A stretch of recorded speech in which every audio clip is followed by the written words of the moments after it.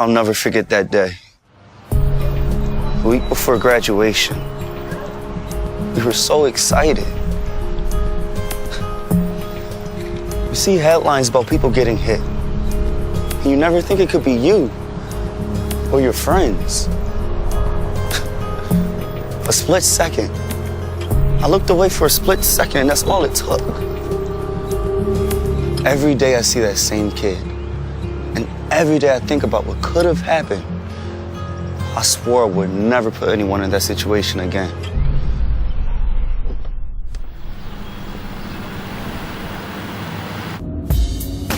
It wasn't so long ago I was walking to school.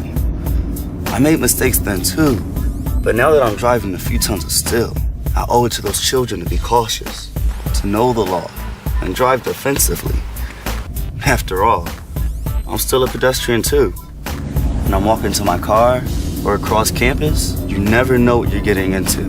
But you can look for clues that pedestrians may be present.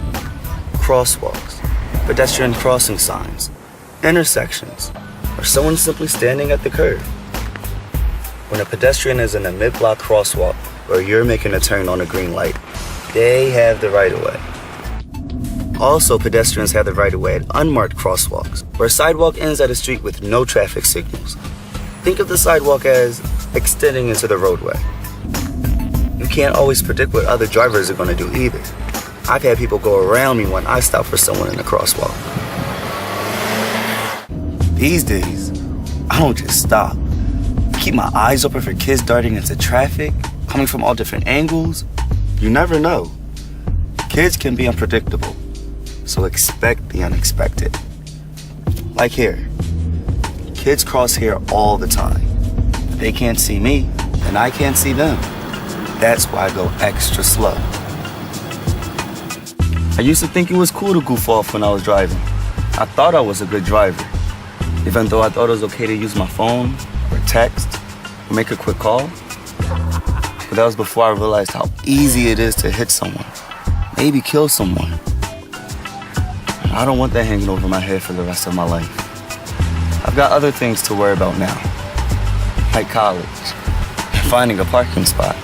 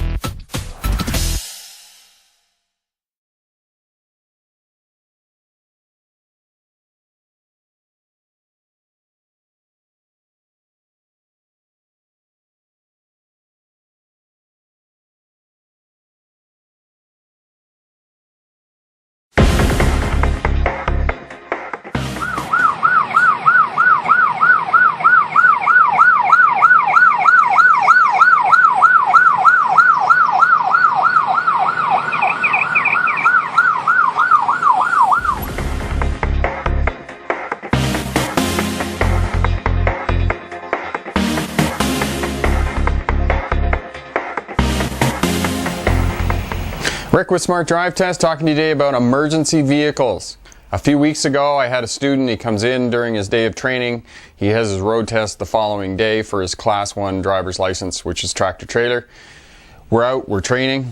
He's very confident about his road test, actually a little bit overconfident, which is what I felt sort of initially at the beginning of the thing. He's like, I got this. Anyway, we come down the hill in Vernon, heading back into town, and the emergency vehicle approaches from the other direction. And I was like, great, this will be the ultimate test. Emergency vehicle turned off in the intersection. We come down through the intersection, proceed along through downtown on the main highway. Another emergency vehicle approaches. He didn't stop. I said to him, you just failed your road test. During training, it was probably the best thing that could have happened to him. He became humble, knew that there was the unexpected in driving, and for many new drivers who are embarking on a road test, emergency vehicles can often be the fly in the ointment. You're nervous, you're concentrating on the task at hand, and you're trying to get through the road test. An emergency vehicle approaches, know that you must stop. No matter what happens, you must stop. Emergency vehicles consist of police, ambulance, fire trucks, and in some cases, if there's a catastrophic emergency, search and rescue as well. Now, if you cannot pull over because you're sitting at an intersection, you may have to turn around the corner, or if you're at a roundabout, may have to go through the roundabout and pull through to get out of the way of the emergency vehicle. You must stop at all times when an emergency vehicle approaches. The only time that you don't have to stop is if the emergency vehicle is on the other side of the roadway and the road is divided by a concrete barrier or a median of some type.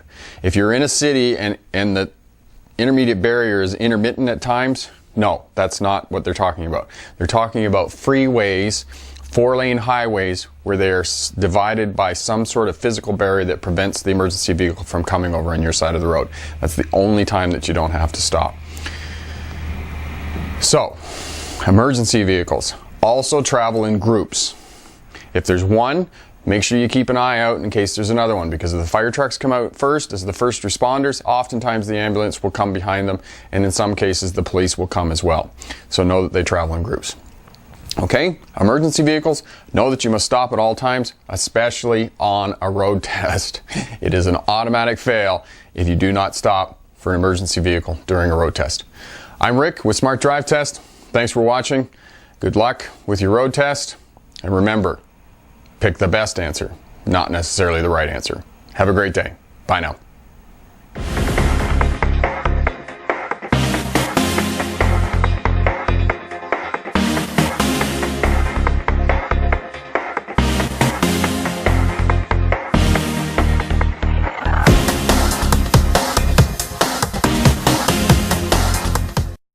Driving too slowly can be just as dangerous as driving too fast. You have to keep moving in order to keep pace with traffic. This principle sounds simple, but it's surprising how many reasons drivers can find for violating it. Here's one.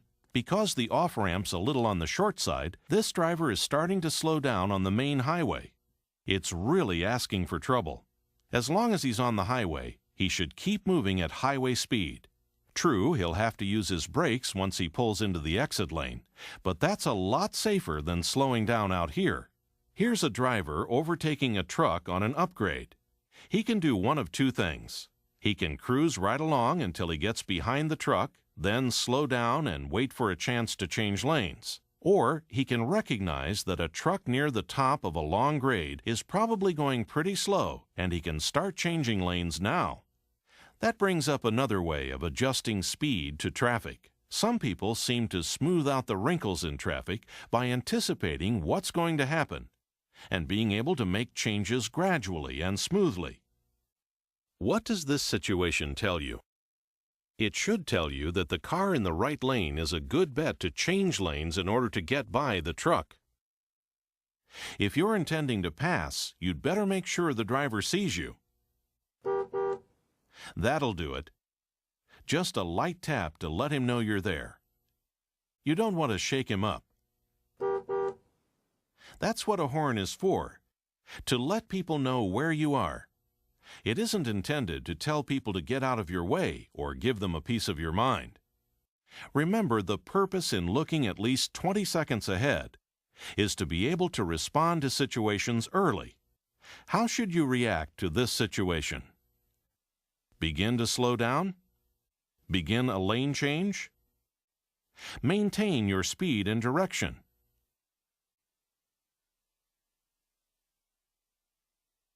By looking 20 to 30 seconds ahead, you can better anticipate situations, conditions, or the actions of drivers leaving or entering traffic.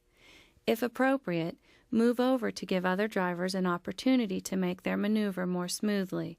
Slowing abruptly may confuse or anger following vehicles. If a lane change is not possible, try to maintain speed and lane position so that the vehicle can enter in front or behind you. If possible, when driving on a freeway, adjust your speed to avoid traveling in a pack of traffic. If you have cruise control, an easy way to achieve this is to accelerate to the speed of traffic. Then reduce your speed by approximately 2 to 3 miles per hour and set the cruise control.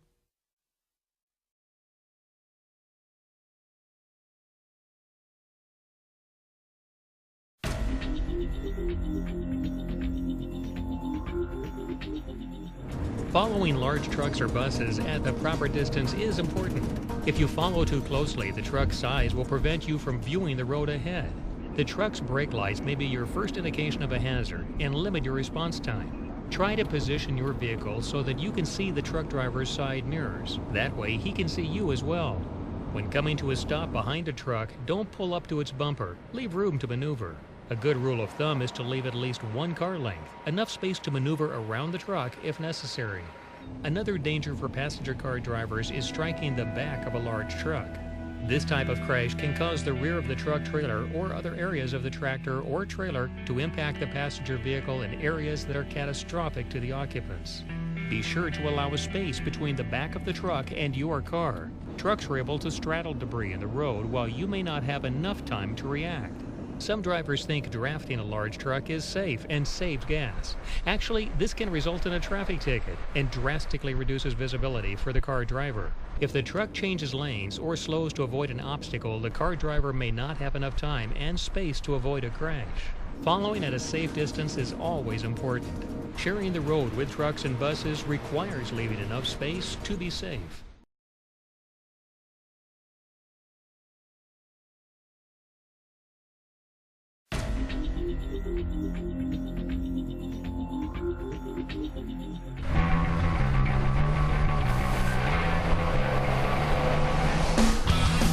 Large trucks and buses can weigh anywhere from 10,000 pounds to 80,000 pounds. Passenger cars typically weigh 3,000 or 4,000 pounds. Because of this difference, large trucks and buses cannot stop or maneuver like small cars or pickups. They need more space to stop and turn. Trucks and buses can take twice as long as cars to stop. Often passenger cars pass trucks and move in front of the truck too quickly without leaving enough room for the truck to maintain a safe following distance. Truck drivers are trained to maintain at least 3 seconds between themselves and traffic in front of them. At 65 miles per hour, that's about 300 feet, the length of a football field. When you pass a truck and move in front of it without leaving enough room, you create an unsafe situation and actually break the law.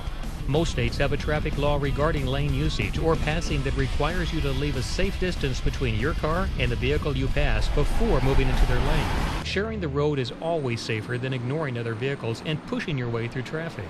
These are examples of crashes caused by passenger cars cutting off trucks. The passenger car is at fault when this occurs. Cutting off trucks is dangerous. Sharing the road saves lives.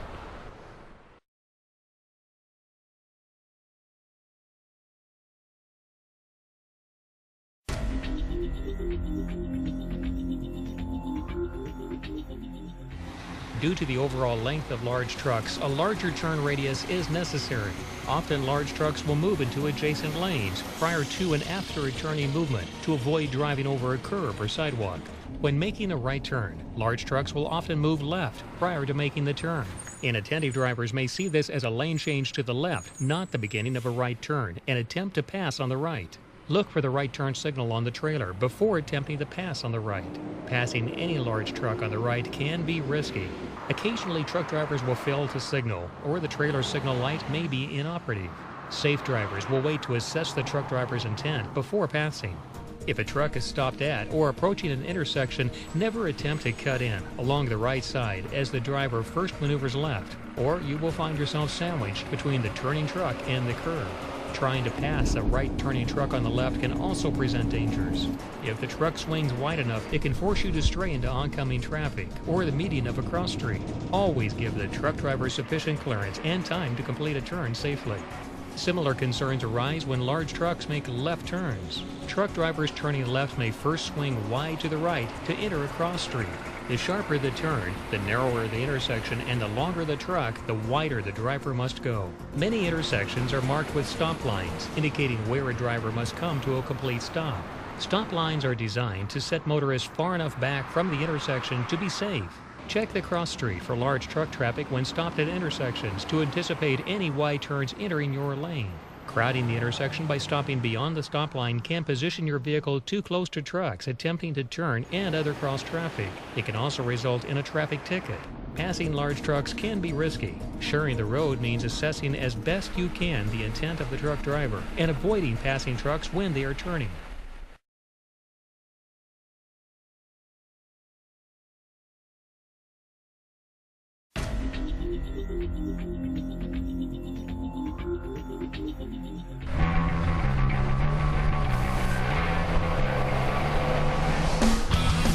Large trucks and buses can weigh anywhere from 10,000 pounds to 80,000 pounds. Passenger cars typically weigh 3,000 or 4,000 pounds. Because of this difference, large trucks and buses cannot stop or maneuver like small cars or pickups. They need more space to stop and turn. Trucks and buses can take twice as long as cars to stop. Often passenger cars pass trucks and move in front of the truck too quickly without leaving enough room for the truck to maintain a safe following distance. Truck drivers are trained to maintain at least 3 seconds between themselves and traffic in front of them. At 65 miles per hour, that's about 300 feet, the length of a football field. When you pass a truck and move in front of it without leaving enough room, you create an unsafe situation and actually break the law. Most states have a traffic law regarding lane usage or passing that requires you to leave a safe distance between your car and the vehicle you pass before moving into their lane. Sharing the road is always safer than ignoring other vehicles and pushing your way through traffic. These are examples of crashes caused by passenger cars cutting off trucks. The passenger car is at fault when this occurs. Cutting off trucks is dangerous. Sharing the road saves lives.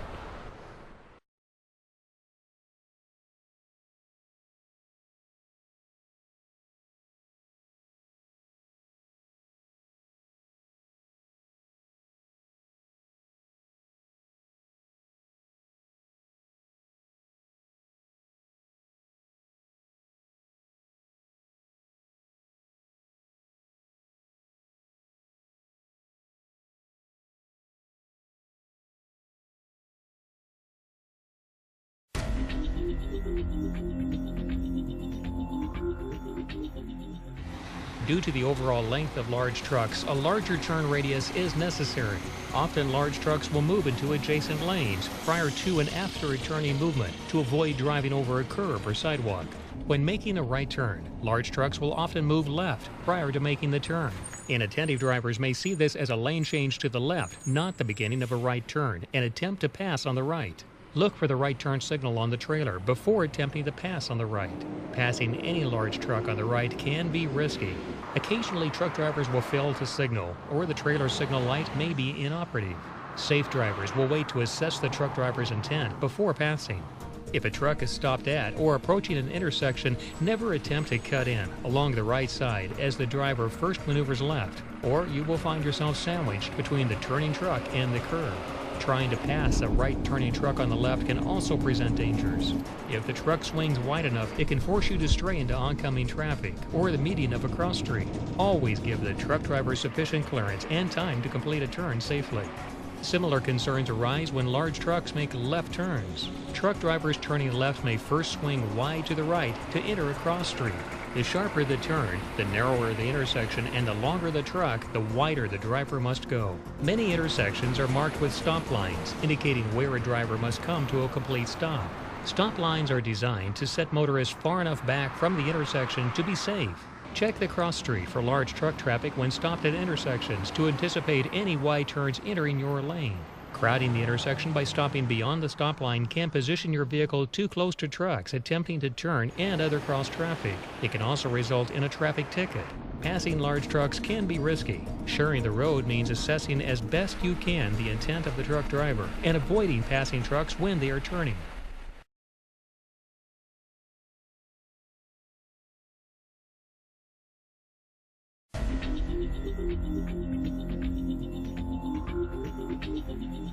Large truck and bus drivers constantly indicate that one of the most dangerous things they see on the road is passenger cars moving into their blind spots. Truck and bus drivers cannot monitor and be aware of all traffic around them due to several blind spots located on all sides of their rig. Research indicates a significant number of crashes involving cars and large trucks occur in blind spots, or no zones. The first no zone is directly in front of the hood of a large truck.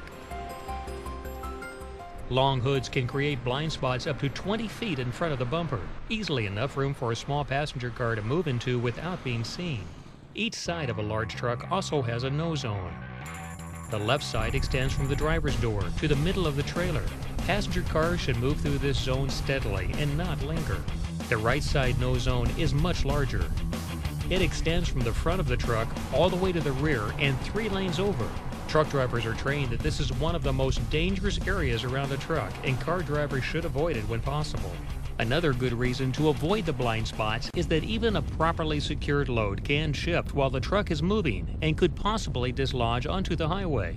Trucks hauling oversized loads are a special concern. They require even more space to turn and can take up more than one lane and can be required to travel at slower speeds. All these factors require motorists to exercise patience and extra caution. Another no zone or blind spot is directly behind the trailer, where a car driver's visibility is severely limited. When drivers travel in a truck's blind spots or no zones, they put themselves at risk because they cannot be seen by the truck driver.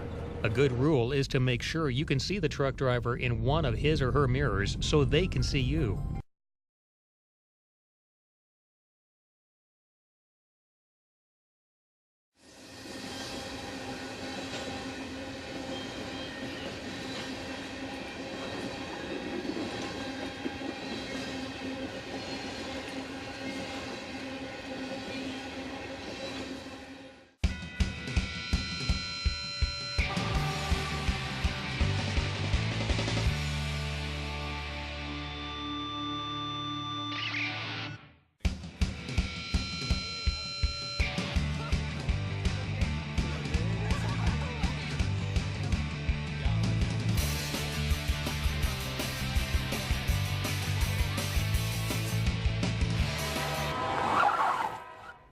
Too close. And the problem is that it happens far more often than you think. But do you know how this can be avoided? It's easier than you think. All you have to do is look for the signs. What signs? They were all over the place. Let's rewind to see how this can be avoided.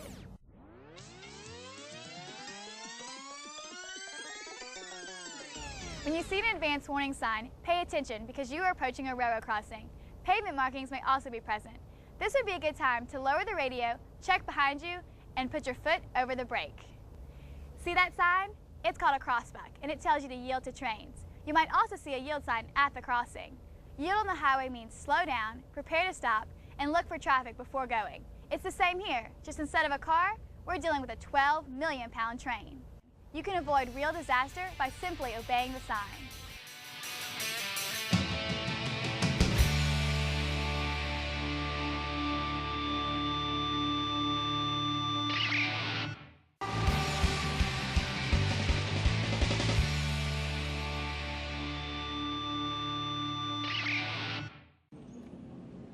Here's a good question. Where exactly are you supposed to stop at a railroad crossing? Stop at the white line on the pavement if a train is approaching. If no line is present, then stop no closer than the average car length, which is 15 feet from the nearest rail, or no further than 50 feet away for good sight distance. Now, let's consider how far it takes a train to stop. Here's John, our football player. He's pretty fast. Right, John? Okay, get running, John. As you can see, John is running the length of an entire football field. Now, if he ran across 18 of them, John would be running 1 full mile. Why is that important? Well, besides us having fun trying to wear John out, this 1 mile number also relates to our train. At just 55 miles per hour, it takes the average train at least 1 mile to stop. That's 18 football fields to slow this train down from 55 miles per hour to 0.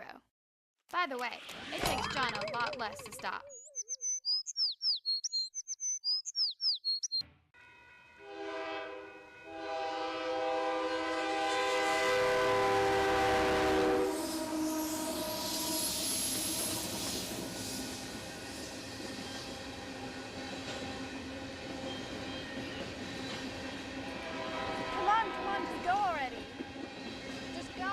The passing of one train at a crossing can often hide a second train on another track.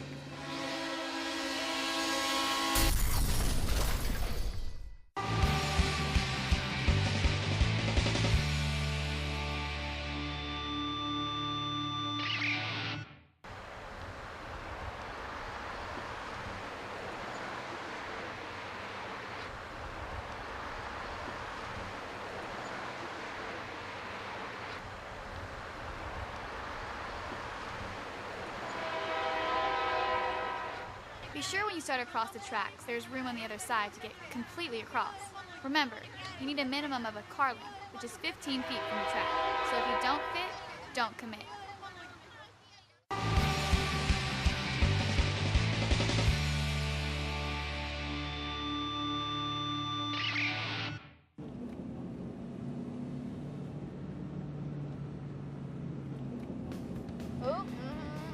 that song. Girl, turn it up.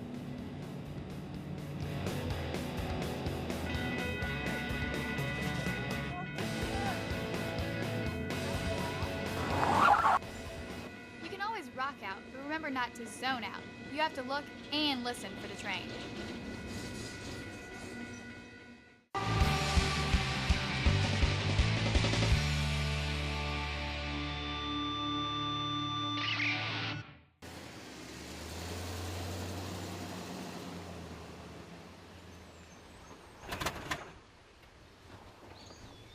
Oh, come on, start. Not again, come on. Oh, this is so not cool. Come on, start. If you ever get stalled on the tracks, immediately leave the vehicle and call the police or the emergency number posted at the crossing. If a train is approaching, move away from the crossing so not to be hit by debris. Your vehicle can always be replaced. You can't.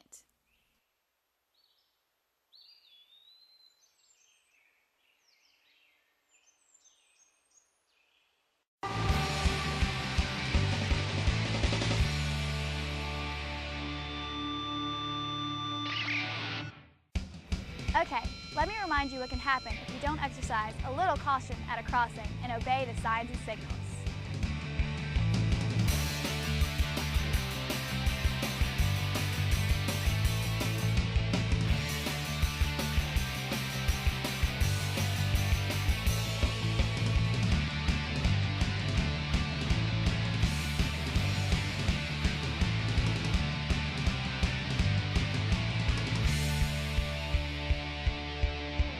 Remember, every time you approach a railroad crossing, slow down and be prepared to stop. Here, there are no do-overs. Look, listen, and live.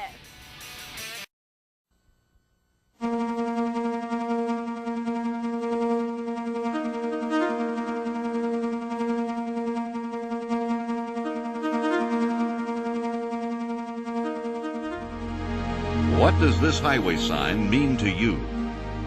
I've seen that sign before on the highway, but I have no idea what it means. I think I have seen this sign on a rainy day, and it means that the road is slippery. I think it means caution of one nature or another.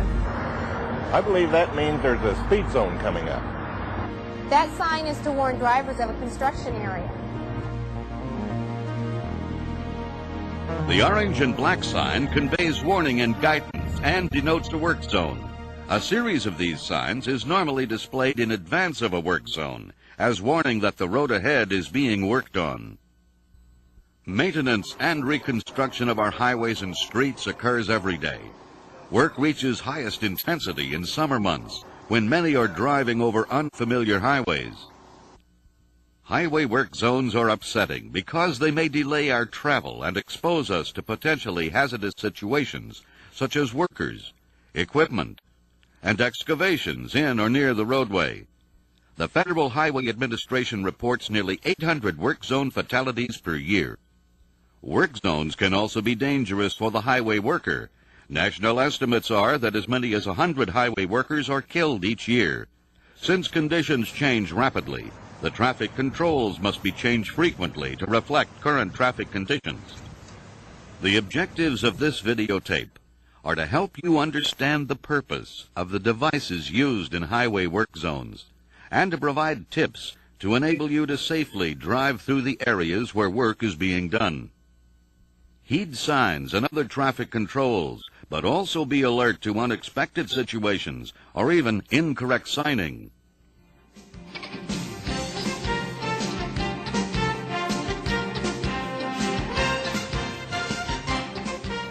There is a class of traffic control devices for temporary work zone situations.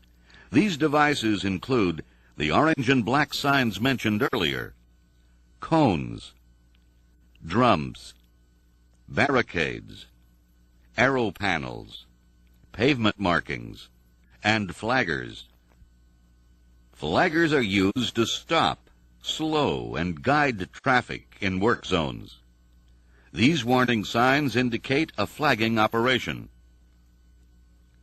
On two-lane roads, flaggers are most often used to alternate traffic through a work zone with one lane. Be alert to a line of stopped cars. If you're stopped, Turn on your four-way flashers to alert other cars to the stopped condition. On multi-lane roads, flaggers will most often be slowing traffic near workers. They may also stop traffic to allow construction vehicles to enter or leave the worksite.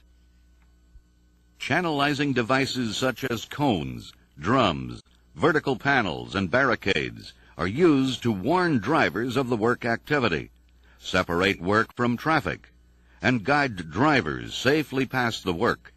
They are also used to separate opposing directions of travel. Stripes on barricades slope downward toward the side where traffic is to pass. Pavement markings may be temporarily altered or obliterated during work zone operations. Temporary markings will normally be installed in long-term work of several days' duration. For short-term work of 1 to 12 hours, existing pavement markings may be unaltered and channelizing devices used to delineate the proper path to follow. Advance warning arrow panels are also normally used near the transition area to guide traffic into the open lane. They may be stationary or used on moving vehicles. The arrow panel may display a large arrow that flashes on and off, or a set of 3 chevrons that build across the panel. Either of these denotes a closed lane and points in the direction the traffic should merge into the open lane. Arrow panels also display either of these 2 caution modes to denote work that is on the shoulder or roadside. Be alert, but do not change lanes. Other devices like this message sign are used to give you valuable information to guide you through the work zone. Concrete barriers in work zones protect workers, prevent vehicles from driving into excavations, or serve as temporary bridge rails. The most common barrier used is called safety shaped and is designed to minimize injury when struck at low angles. Highway agencies and construction contractors have a legal and moral obligation to keep the roadway as safe as possible while work is underway. Drivers also have a responsibility to show extra care where workers and equipment must operate close to traffic.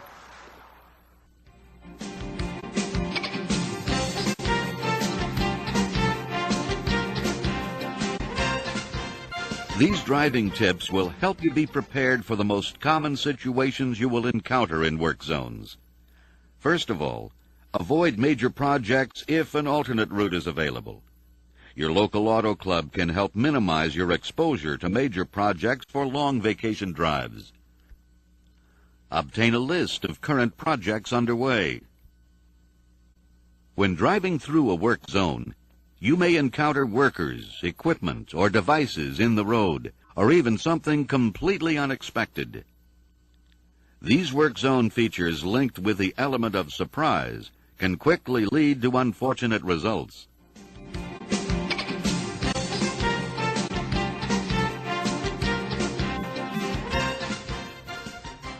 The most common type of work zone involves a lane closure.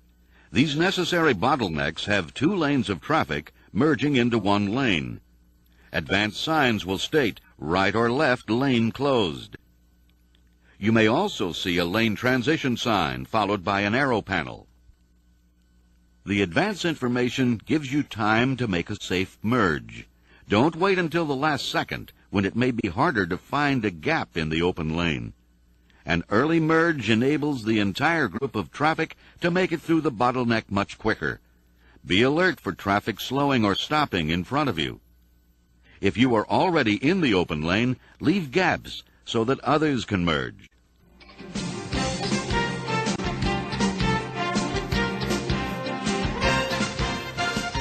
When it is not practical to close a lane, it may be shifted or curved around the work.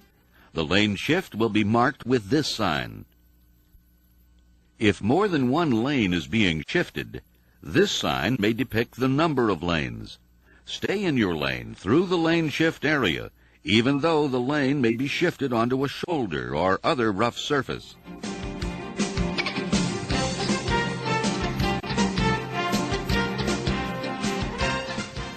Narrow lanes are common in work zones. Slower speeds are necessary for safe driving in these areas. Because of the limited width of roadway available, many vehicles may drive over the lane line. Large vehicles are especially prone to stray into your lane. Give as much room as possible, but try not to drive side by side with them.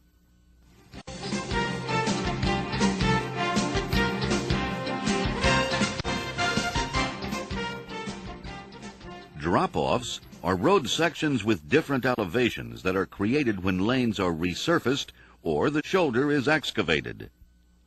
A drop-off as low as 2 inches can cause loss of control if you react improperly. Avoid the impulse to immediately steer your vehicle back onto the pavement. If your wheels are scrubbing or rubbing against the drop-off edge, you will have to oversteer to remount the drop-off. Once back on the pavement, your vehicle is likely to slingshot across the roadway, perhaps into oncoming traffic. Instead, when your wheels go into a drop-off, slow down and steer 1 or 2 feet away from the drop-off edge. Then, when you re-steer into the edge, you should easily remount the drop-off.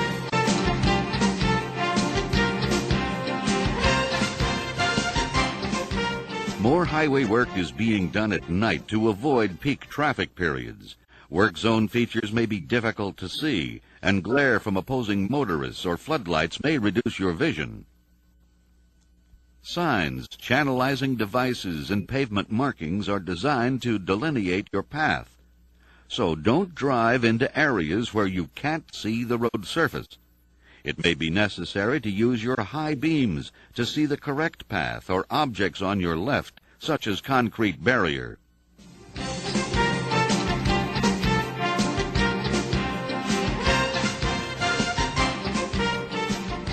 There are 2 types of speed limit signs used in work zones.